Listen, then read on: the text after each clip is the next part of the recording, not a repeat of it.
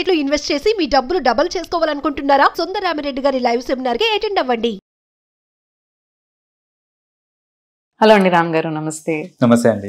మనం ఇన్సిడెంట్స్ గురించి ఎక్కువగా మాట్లాడుతూ ఉన్నప్పుడు కూడా రీసెంట్గా ఒక ఇన్సిడెంట్స్ మనం ఏం చూస్తున్నాం అంటే రిలేషన్షిప్స్ ఎక్కువగా మనం స్పాయిల్ అవుతున్నాయి, అది మనకు తెలుసు.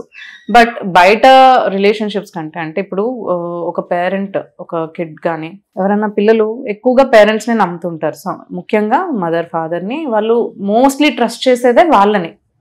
బట్ వాళ్ళే ఇంకా ఎక్కువగా కిడ్స్ని స్పాయిల్ చేసే సిచ్యువేషన్ వచ్చేసింది. ఇప్పుడు కుక్కట్పల్లిలో జరిగిన ఇన్సిడెంట్ అదే. కుక్కట్పల్లిలో ఒక 2 years నుంచి ఒక సొంత వాళ్ళ ఫాదరే 13 years కిడ్ని ఒక అమ్మాయిని రేప్ చేస్తూ వస్తున్నారు 2 years నుంచి వితౌట్ నోయింగ్. లైక్ వాళ్ళ మదర్ అంత అయ్యేంత వరకు నోటీస్ చేయలేదు. ఎందుకంటే ఎవరైనా mother or father they trust కదా, మన పిల్లలే మన ఫాదరే అన్నట్టు చూస్తూ ఉంటారు. సో ఇది ఇలా జరుగుతూ ఉన్నప్పుడు లైక్ ఎవరిని ట్రస్ట్ చేయాలి అసలు? ఇంకా పిల్లలు ఎవరిని ట్రస్ట్ చేయాలని అంటారు? అసలు ఎటు పోతుంది అంటారు? ఏం జరుగుతుంది అంటారు?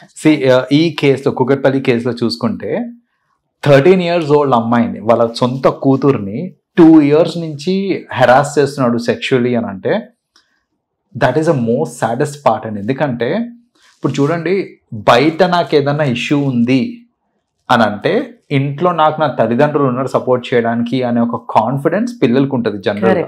అలాంటిది నాకు ప్రాబ్లమే మా తండ్రితో ఉంది అని అన్నప్పుడు అసలు ఆ అమ్మాయి అసలు మెంటలీ ఆర్ సైకలాజికలీ ఎంత కుంగిపోయి ఉంటుందండి ఆ అమ్మాయి.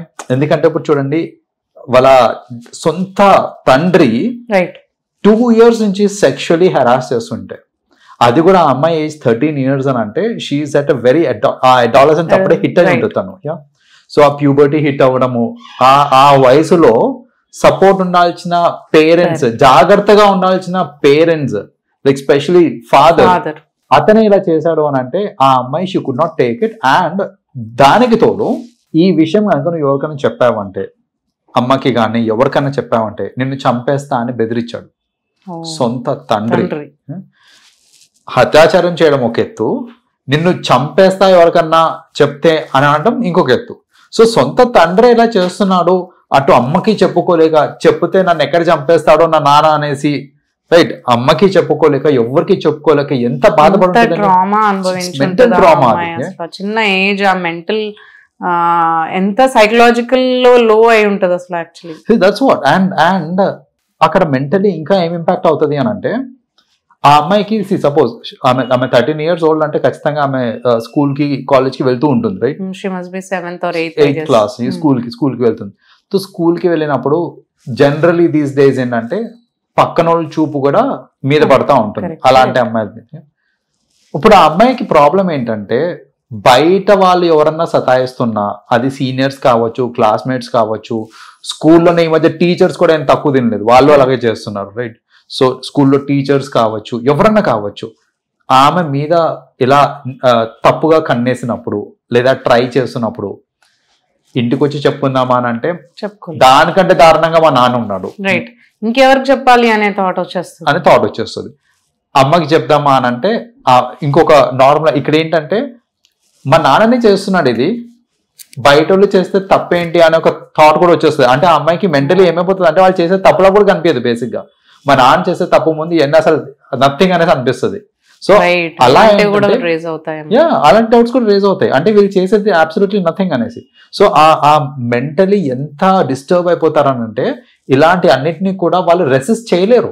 ఎవరినైనా చేస్తున్నారు అని అంటే ఇంకేం చేయలేక అలా ఉండిపోతారే తప్ప దాన్ని రెసిస్ట్ చేయాలి అనే థాట్. నేను అనుభవిస్తూనే ఉన్నాను కదా ఈ టార్చర్, ఎలాగో నేను డైలీ మా ఫాదర్ తోటే, మీరు అన్నట్టు ఇంకా వేరే వాళ్ళు చేసేది ఇంకా తక్కువ, చిన్నగా అనిపిస్తుందేమో. కరెక్ట్, చిన్నగా అనిపిస్తుంది. అండ్ రెసిస్టెన్స్ కూడా రాదు, ఆ పర్సన్ నుంచి రెసిస్టెన్స్ కూడా రాదు. ఎవరన్నా ఏడిపిస్తున్నారా అంటే కానీ, ఎవరైనా నన్ను ఫిజికలీ అబ్యూజ్ చేస్తున్నారంటే చేయని అనే ఒక మైండ్ సెట్ మారిపోతుంది జనరల్ గా. సో ఇలాంటివన్నీ అంటే ఇప్పుడు తల్లిదండ్రులు తీసుకోవాల్సిన కేర్, వాళ్ళు ఇవ్వాల్సిన ఆ అష్యూరెన్స్ దట్ నీకేం కాకుండా నేను చూసుకుంటా, నీకు ఏ ప్రాబ్లం ఉన్నా నేనున్నా అని నిలబడాల్సిన పేరెంట్సే ఇట్లా చేస్తున్నారు ఈ మధ్యన. అంటే why these are all coming up now అంటే ఇంతకు ముందు ఉండిందో లేదో మనకు తెలీదు, బట్ ఇప్పుడు మీడియా ఉందనో లేదంటే మనకి ఆ స్కోప్ ఉందని తెలుస్తుందో తెలియదు, కానీ ఎప్పుడు ఇవే కేసెస్ మనం ఎందుకు చూడాల్సి వస్తుంది అంటే సొంత పేరెంట్స్ ఇలా చేయడము, చంపేయడము, హరాస్ చేయడము, ముందు ఇలాంటివి తక్కువ ఉండినవంటారా, లేదంటే బయటికి రాలేదంటారా, లేదంటే ఇప్పుడే ఇలాంటివి చూడడానికి మనకు తెలుస్తున్నాయంటారా, అసలు ఎందుకు జరుగుతుంది అంటారు ఇలా? దీని ఒక కపుల్ ఆఫ్ రీజన్స్ ఉన్నాయండి. ఒకటి ఏంటంటే ఇంతకు ముందు కూడా జరిగినాయి, కానీ ఇప్పుడు జరిగేది కొంచెం అంటే ఆ క్రైమ్ రేట్ అనేది ఇంక్రీజ్ అయింది చెప్పాలంటే. ఇంతకు ముందు అసలు లేదు, కరెంట్లీనే అవుతుంది అనేది కాదు, ఇంతకు ముందు కూడా జరిగేది, బట్ ఇప్పుడు ఏంటంటే ఆ క్రైమ్ రేట్ అనేది ఇంక్రీజ్ అవుతుంది.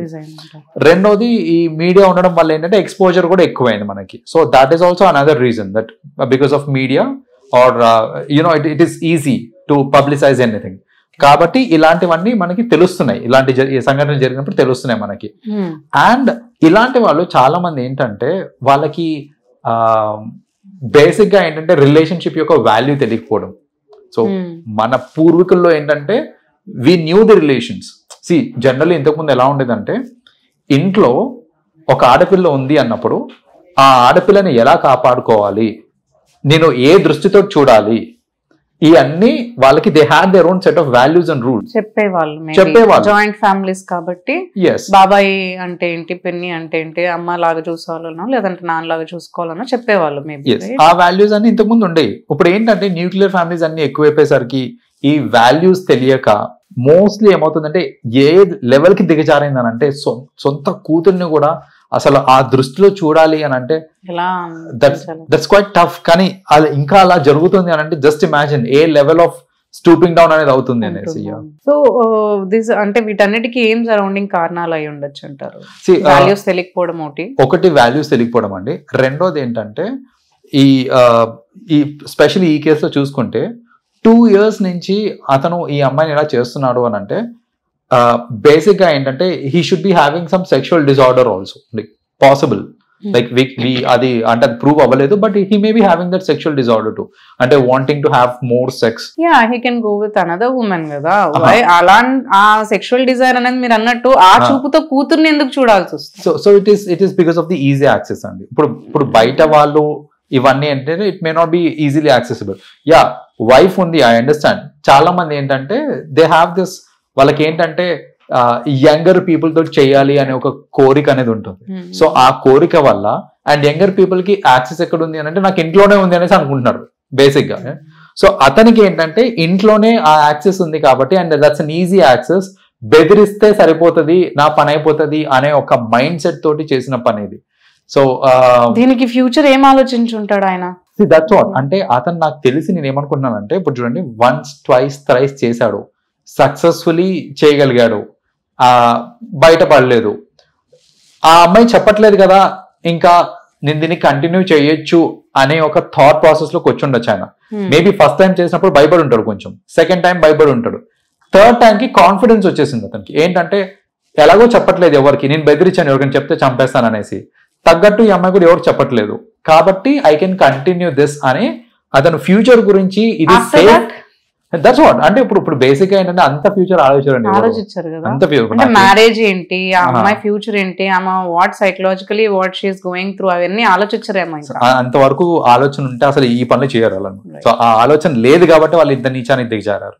కరెక్ట్. థ్యాంక్ యూ అండి, thanks for sharing the information. Thank you so much. Welcome అండి.